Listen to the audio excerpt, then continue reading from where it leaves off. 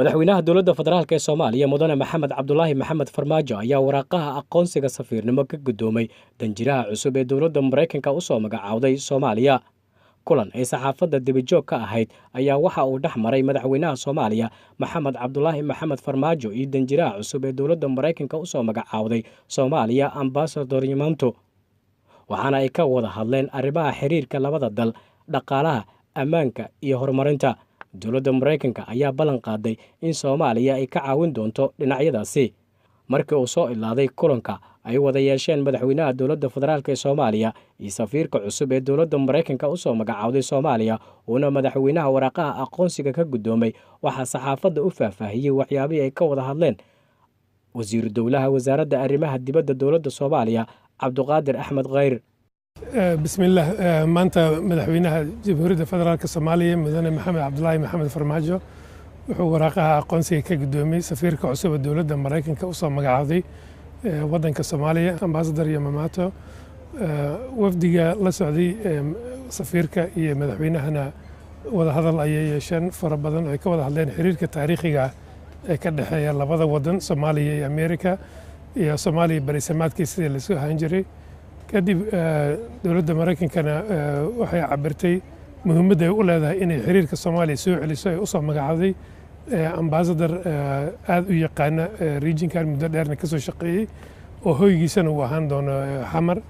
waxaa kaloo la socday safiirka madaxa hay'adda USAID oo hay'adda kaalmada ee dowladda Mareykanka oo asagana markii ugu horreysay 30 sano xamar u noqon doona saldhig si loo dardargeliyo mashaariicda ay rabto dowladda Mareykanka inay ka fuliso waddanka Soomaaliya.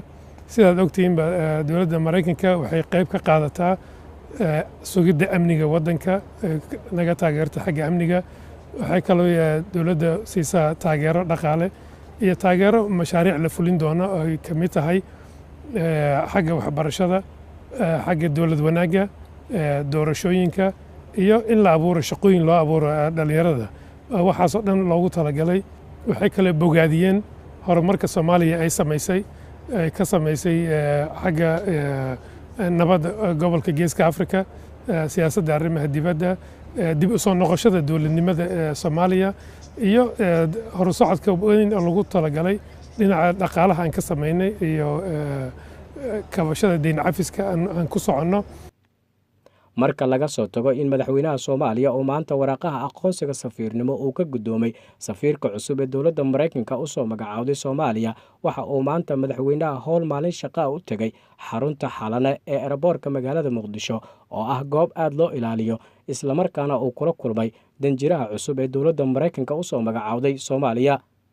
badana diblomaasiyiinta Mareykanka ayaan la ogolayn inay soo dhaafaan garoonka diyaaradaha ee magaalada Muqdisho, waana tan keentay in madaxweynaha uu tago xarunta Xalane ee airportka magaalada Muqdisho, halkaasi oo ahayd in madaxtooyada uu ku qaabilo waraaqaha aqoonsigana uu kaga guddoomo safiirka cusub ee dowladda Mareykanka u soo magacaawday Soomaaliya.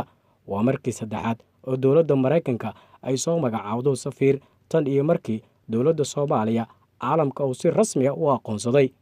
Cabdicasiis Ibraahim Axmed Oke, TV Universal, magaalada Muqdisho.